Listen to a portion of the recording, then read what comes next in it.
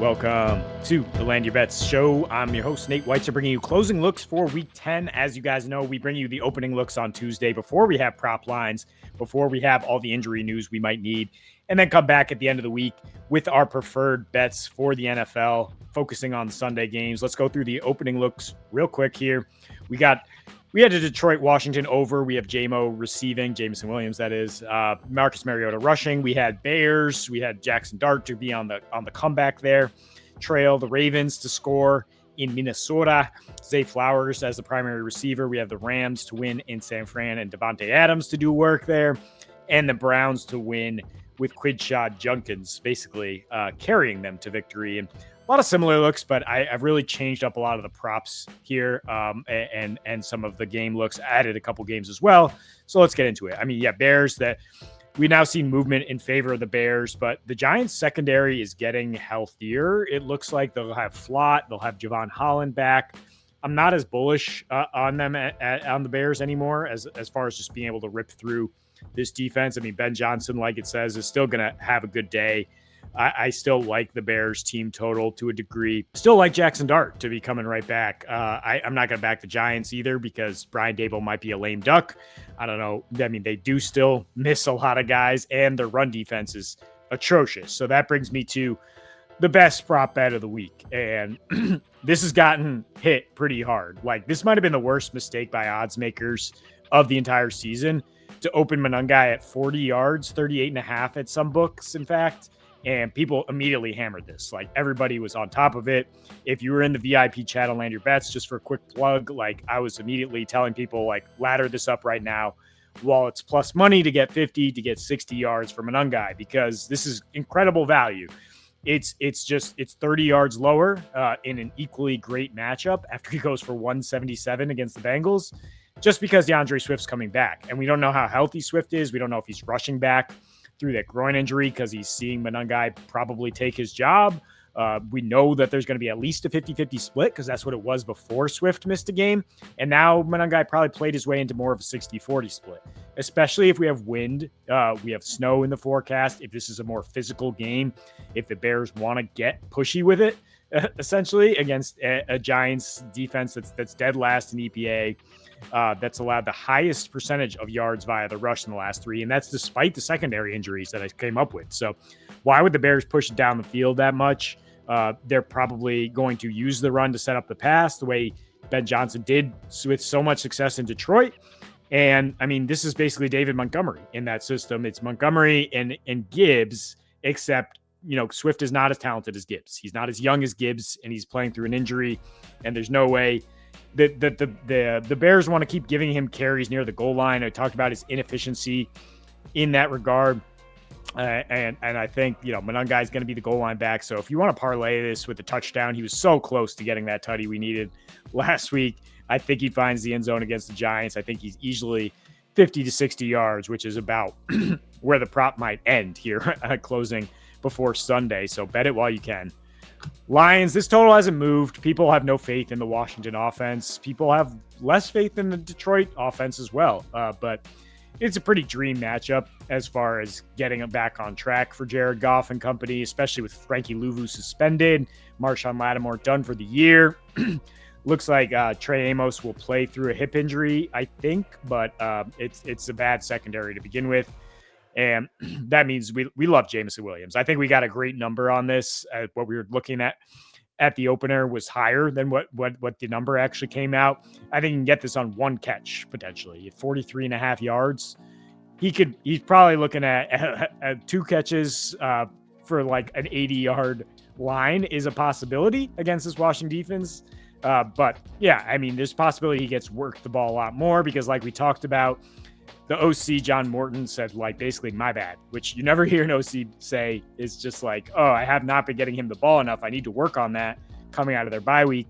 They started to a little bit against Minnesota, but that game went off the rails immediately. They still got J-Mo a pretty good line, but I think if they were in control a little bit more, it would have been far more of schemed targets, designed routes for Jameson Williams. And this matchup is great because he's going to get backup corners with Lattimore out. With Amos limited, that the Commanders are going to be way more worried about Amon-Ra after seeing him in the NFC Championship last game. And I mean, Sam Laporta might be asked to block a little bit more with 2 linemen going down for the Lions, but also that means that the Lions will not be as run heavy, I think. I mean, they really struggled to run the ball. They're actually like 27th in success rate in their last 4, and the Bears are like second in that span. So that shows you Ben Johnson's run scheme. But I mean, yeah, the Lions are not running it well. We wonder if Washington might try to replicate what the Vikings did to get Goff off his spot.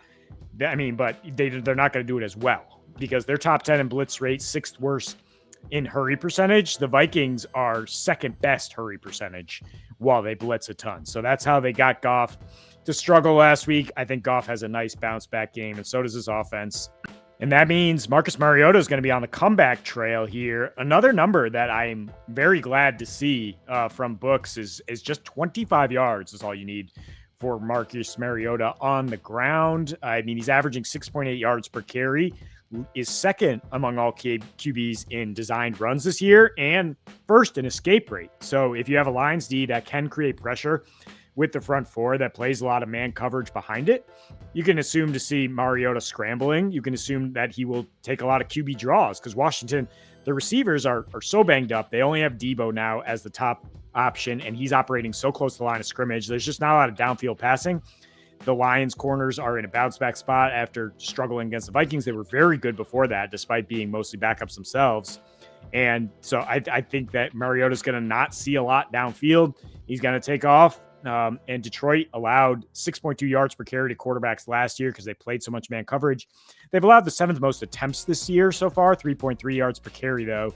And a lot of that just has to do with who you're playing. But yeah, if you project Mariota for like 36 dropbacks, which is about where his projected attempts are, I mean, it's actually lower than that if you want to take over on the attempts, but I could see that for sure. The Lions run D has been very good. The Washington run O has been very poor. And I don't think defenses respect Mariota as much as they did Jaden Daniels. This game, we're also looking at total. We're looking at Ravens team total to a degree, but I think J.J. McCarthy is going to have some success here. I think more accurately, Kevin O'Connell's going to have success scripting plays against a Ravens defense that's still pretty bad. So I think they could start hot. You might want to look at like first half passing overs for JJ. But Lamar is probably going to be putting up numbers here as he has against all NFC teams. The last 5 against NFC teams have averaged 56 points per game. And both teams really need this game. The Ravens are going to be going all out. We'll see if Lamar, has the training wheels come off a little bit more after he didn't look really healthy last Thursday night due to the hamstring injury. But in any case, I think he can beat this team from the pocket. And that's why instead of taking Zay Flowers, who I still like, I think his props came out a little higher than we would love with 5.5 receptions, 66 plus yards. I think Lamar's going to have a good day spreading it around a little bit. This Vikings defense has become a pass funnel once again, which is how they want to play. I mean, once they got Blake Cashman back 3 games ago, they're 6th best in yards per carry allowed, but they're allowing the 6th most passing yards per game.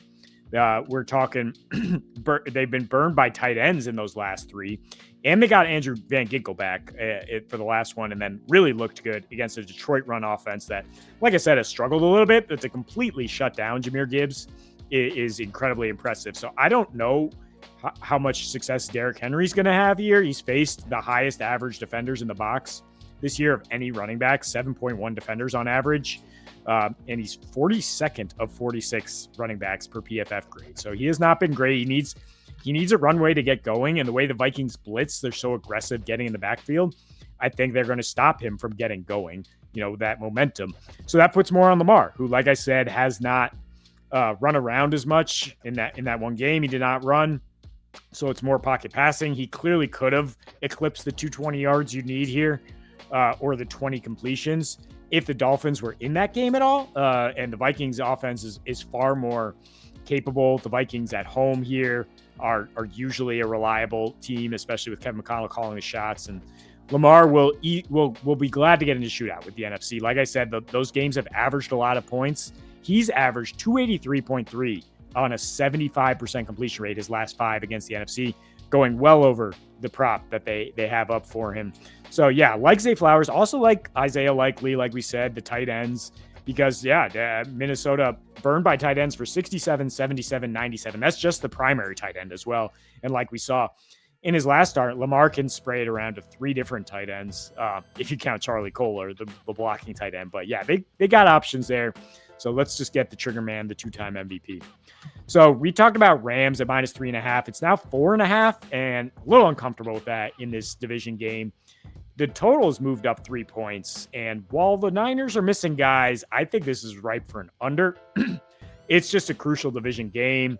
It's a revenge spot for the Rams, yes. And yes, the Niners are just lost another key defender in first rounder Michael Williams, but they are just so well coached, man. Like, I just can't picture this team getting absolutely shredded the way Stafford has shredded, the Jaguars and the Saints in recent games. This is just going to be a different story. There's just so much familiarity. We saw them give the Rams trouble at home on a short week. Granted, they still have Fred Warner at that point, but it's just coaching, man. Shanahan has a 10-5 record in the regular season against McVay. Now he's got Robert Saleh back and Robert Salah, and they're doing a great job scheming things up. So instead of Devontae Adams, who is 60 yards, that is a fine play to take. I do think that this one gets in the mud and that it's competitive and there's no messing around. That therefore, Kyren Williams getting almost all the snaps, almost all the touches. Blake Corum, have a seat back on the bench. I mean, we saw him get benched in week 5, did Corum. He played only 9% of the snaps. And Kyren did not get his rushing yardage total that we need here. But, I mean, the Rams were missing 2 offensive linemen, Avila and Havenstein, who are both going to be back at this point. They are number 1 in run blocker rating since then, since getting those guys back. And we saw last year, Kyren just ran San Francisco. They rode him 29 carries for 108 yards in a 12-6 win at San Francisco last December. And he had quite a big game. His last 3 now, he's averaging 87 yards, 22 carries against San Fran. So I actually really like the attempts as well. 15.5, just because, the snaps we're looking at. Blake Corum has played a total of 19 snaps in the last 5 division games for the Los Angeles Rams. 5 games, 19 snaps. Like, just let that sink in for a second. That Sean McVay could not trust this kid any less. He got his chances against the Saints, against the Jags. Don't let that 65-35 split the last 2 weeks fool you at all. They trust Kyren Williams, man. And this is a game they have to have, especially Cardinals up on deck next. This division is razor tight. It's the best division in football. So speaking of Cardinals, Seahawks, staying in the NFC West, I think the Cardinals are a bit overrated, in fact, coming off a win over the Cowboys. Mainly their offense is overrated, but defensively, it's a tough look here to slow down Seattle when you lost 2 cornerbacks, Max Melton, Will Johnson, ruled out, linebacker Mac Wilson, ruled out. So short week now, rough environment, Sam Darnold playing out of his mind, and Jacoby Brissett going up against not the Cowboys defense gives me a lot of pause for what's a public dog right now, plus 6.5. People saying the Cardinals are underrated. They're much better than their record. They haven't lost games by more than 4 points at all this season. Well, they played a pretty easy schedule, and the Seahawks are a top 7 team, I think, especially Devin Witherspoon back. They got all the pieces for Mike McDonald to deploy, but I'm not laying 6.5 either. I think this is a prime teaser leg, whether you want to tease down some of the totals I talked about earlier with the Ravens. Any of the first 3 games we talked about with props are prime for a teaser leg. Tease them down to like 42. Or I think the primetime dogs, both the Steelers and the Eagles, are worth teasing up. I don't think either of those teams will get blown out, but that's just a little aside. Sticking in this game, Jacoby Brissett, this is going to be much tougher sledding, sir. We see the letdown after facing Dallas Cowboys. In fact, the Green Bay Packers, who we faced before and had a nice game against, those teams are 4th and 5th in interception rate this year, which is a pretty small sample size stat, but I just think Seattle is such a tougher matchup. If you look more at the bottom thing on the graphics here, is when Brissett's under pressure, 28th in completion rate. When he's facing a zone, 29th. And this Seattle team plays a lot of zone, a lot of creative pressures. That's what Mike McDonald's calling card has been. He's going to bait him into some bad throws. Jacoby's going to take a lot of sacks. He's going to be under pressure. 11 sacks in his last 2. Seattle also really high pressure rate, like those 2 teams, the Packers and Cowboys, but they don't blitz. They have the second lowest blitz rate. So if you can get pressure without blitzing, that's how you get quarterbacks to make mistakes. So an interception seems very likely to me. It's about even money here. I would hesitate to go under his yards because I just don't think the Cardinals will be able to run the ball at all. And he's going to drop back a ton. Perhaps, he just still struggles. I saw one analyst, Charles McDonald for Yahoo, say his bold prediction is the Cardinals are going to get shut out this week. Shut out in Seattle. So, yeah, I would fade this offense. That's why I think another under is Trey McBride. 65.5 yards is high enough for me to take the under here. I mean, even on 7 catches on 11 targets in the last matchup with Seattle, he had 52 yards. I mean, that was with Kyler. That was in a funky Thursday night game. But what we saw early on was Mike McDonald scheming to just take him out. And I don't see why they wouldn't do that again. Clearly, yeah, Marvin Harrison came alive again against the Cowboys in the early script there. But they know Jacoby wants to find Trey McBride every play. And this is the second round of a divisional matchup where you have familiarity, where you should know to limit, to take away the top option. Now you have the chess piece in Devin Witherspoon to do that. And Seattle's been much better against the tight ends since they got him back. He's burned this team 3 times straight, and I think that they're not going to let that happen.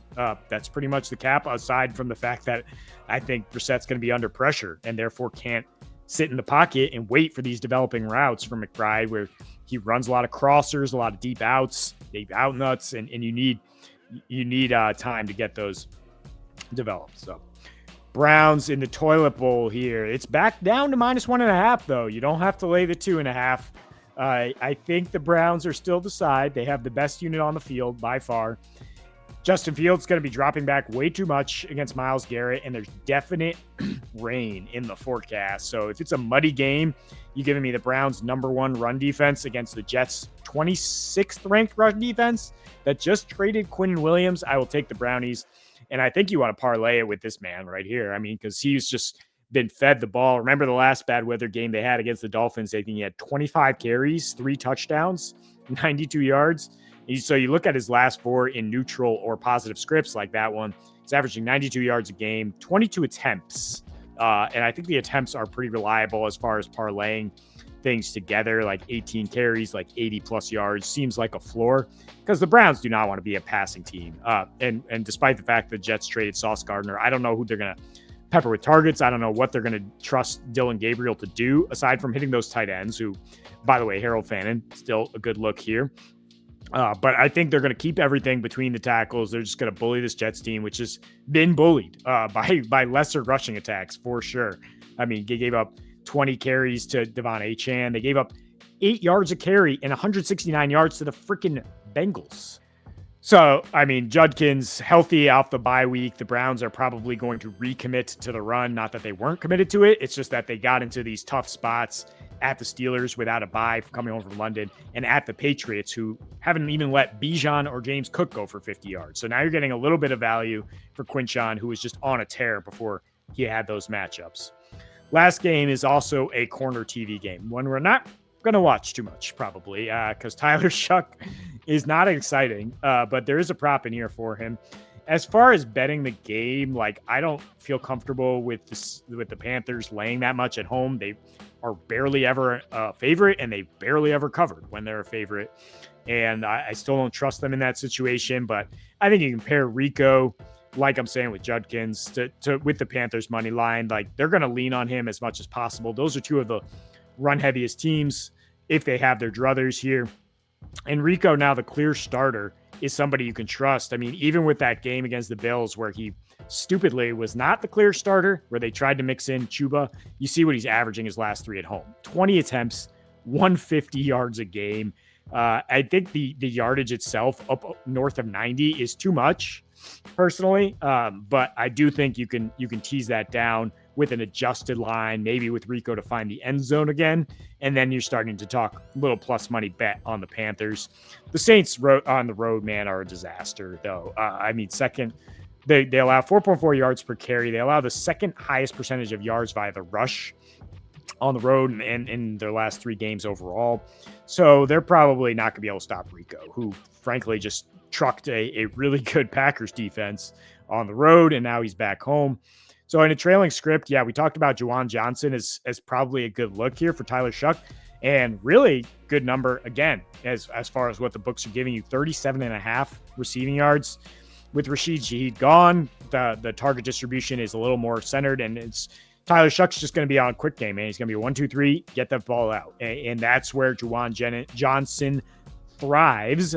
Number 2 in slot snaps among tight ends, number 2 in routes still, and number 2 in air yards. So even though he's in the slot and he's getting these quick targets, a lot of them are seam routes where he's able to pick up like 15 yards. And so we're talking 37 yards. There's only a few catches needed for that. The Panthers D is weak over the interior. They allowed the 6th most receptions to tight ends. And yeah, if we're in a trailing game script and Shuck is throwing the ball here, the Saints run offense is nothing to write home about for sure. So and the Panthers run defense is very good. So I think we're going to be seeing plenty of dropbacks from Shuck and plenty of quick throws. So that is all the time we have here for you in the Week 10 closing lines. Hope you guys are getting something out of this. We will have more looks for you if you go to landyourbets.com. In the article, the primer each week to get you ready for Week 10.